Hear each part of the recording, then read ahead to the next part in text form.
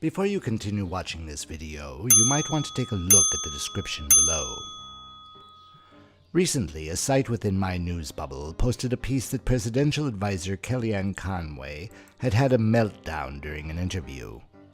I'd already seen the video and had not experienced either more or less about it than I had in earlier interviews.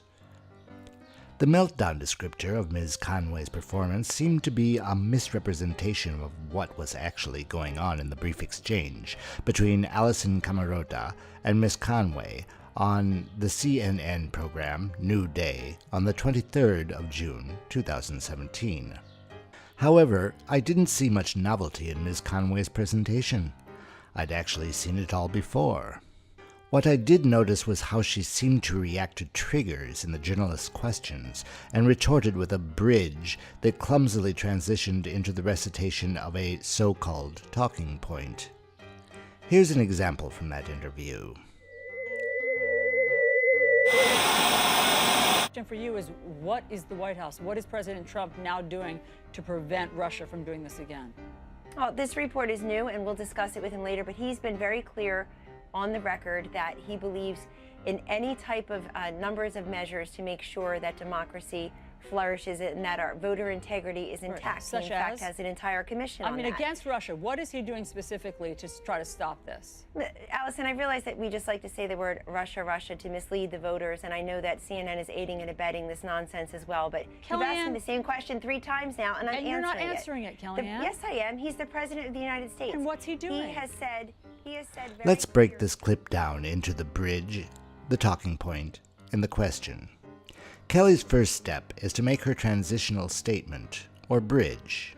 Well, this report is new, and we'll discuss it with him later, but he's been very clear on the record that he believes. Then she launches into the talking point. In any type of numbers of measures to make sure that democracy flourishes and that our voter integrity is intact. Such in fact, as? has an entire Why commission. is Ms. Conway talking about numbers and measures in making democracy flourish? Well, let's look at the question posed to her. Remember, please, that this is the 3rd time Ms. Camerota poses the question. What is the White House, what is President Trump now doing to prevent Russia from doing this again? We heard White House, President Trump, and Russia all in the same question. Those are all pretty patriotic images that could serve as triggers for Ms. Conway to pull out prepared talking point number 125. The president said this about election security. Now let's look at the following incarnation of the same question. First, the transition. Allison, I realize that we just like to say the word Russia, Russia to mislead the voters. And Now, a more familiar talking point. I know that CNN is aiding and abetting this nonsense as well, but What was the question? Such in fact, as? has an entire commission on that. Against Russia, what is he doing specifically to try to stop this? Well, this time the trigger was obviously the use of the word Russia in the question. While I've suggested elsewhere that Ms. Conway should only be asked yes/no questions, even then, Ms. Conway launches her answers in the bridge to talking point fashion. Does the president have any evidence at all that his personal conversations were somehow taped? And has he asked the intelligence agencies for that evidence? But Kellyanne, that's why I wonder, he's leaving open the possibility. He's the president of the United States. He can ask the intelligence agencies. He can ask the National Security Agency. He can ask the CIA. Has he asked them? Does he have any evidence? Kellyanne, that's not what I asked. I asked if he has any evidence that he was taped. Okay, but it's the same answer to leak to the New York Times, from whether trying or to not spur there are a any special tapes of counsel. his It's all the conversations. same. Has It the makes president people asked the intelligence agencies if they have any tapes of his conversations? Does he know if they have that? Does he have any evidence to back up that suggestion that he put out in the tweet? In that tweet, the president is making clear, as he often does on social media, George, that so the president has made very clear, as Director Pompeo did on a different network this weekend. I'm not going to comment on his conversations with his intelligence community. Do you have any? He's leaving over the possibility that it could have happened. Why do we know this? Because you know the conversations he had with the heads of Mexico and Australia were leaked.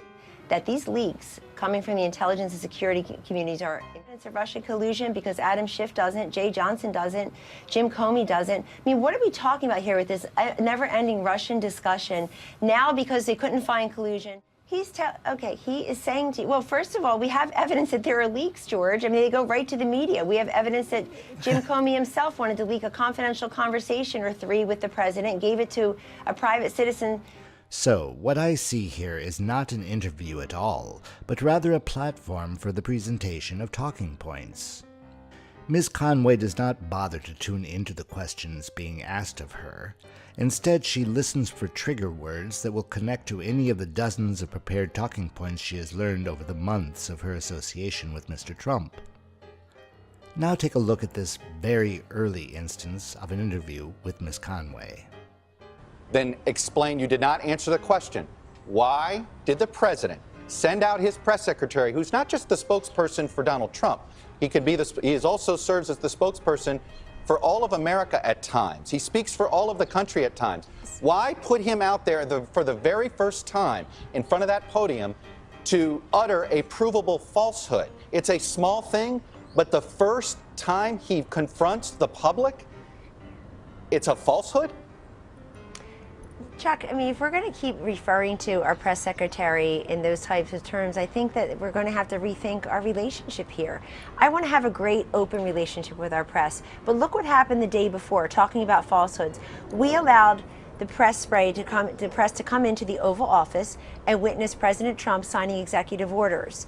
And of course, you know, the Senate had just confirmed General Mattis and General Kelly to their 2 posts, and we allow the press in, and what happens almost immediately? A falsehood is told about removing the bust of Martin Luther King Jr. from the Oval Office. That's just flat out false. It does not excuse, and you did not answer the question.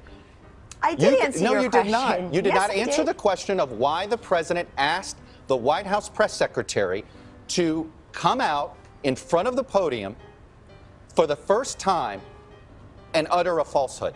Why did he do that? It undermines the credibility of the entire White House press office on day one. Don't be so overly dramatic about it, Chuck.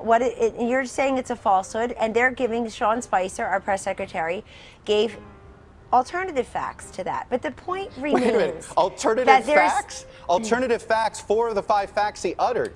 The one thing he got right was Zeke Miller. 4 of the 5 facts he uttered were just not true. Look, alternative facts are not facts. They're falsehoods. Chuck, do you think it's a fact or not that millions of people have lost their plans, their health insurance, and their doctors under President Obama? Do you think it's a fact that everything we heard from these women yesterday happened on the watch of Barack Obama? He was president for 8 years. Donald Trump's been here for about 8 hours. Do you think it's a fact that millions of women, 16.1 million women, as I stand here before you today, are in poverty along with their kids? Do you think it's a fact that millions don't have health care? Do you think it's a fact that we spent billions of dollars on education in the last 8 years only to have millions of kids still stuck in schools that fail them every single day? These are the facts that I want the press corps to cover, and this is why I'm here at the White House, I understand to change what I don't awful understand numbers is like that. That is not what yesterday was about. So you have not answered the question. You did not answer the question. It's what this presidency is going to be about. You sent the press secretary out there to utter a falsehood on the smallest, pettiest thing. I don't think anybody can prove that. Look, I actually don't think that. Maybe this is me as a pollster, Chuck, and you know data well.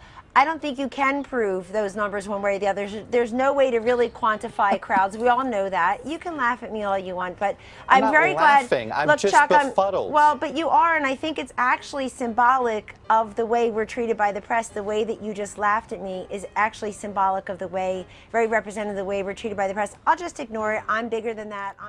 As you can see, there is a pretty clear pattern here, has been for a while.